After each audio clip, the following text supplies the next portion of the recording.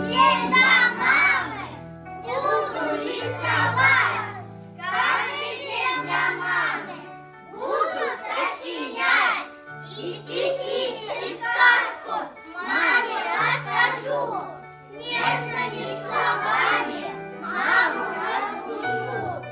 Мамочка моя, милая моя, любимая моя, на 8 марта нарисую маме голубое море, небо с облаками.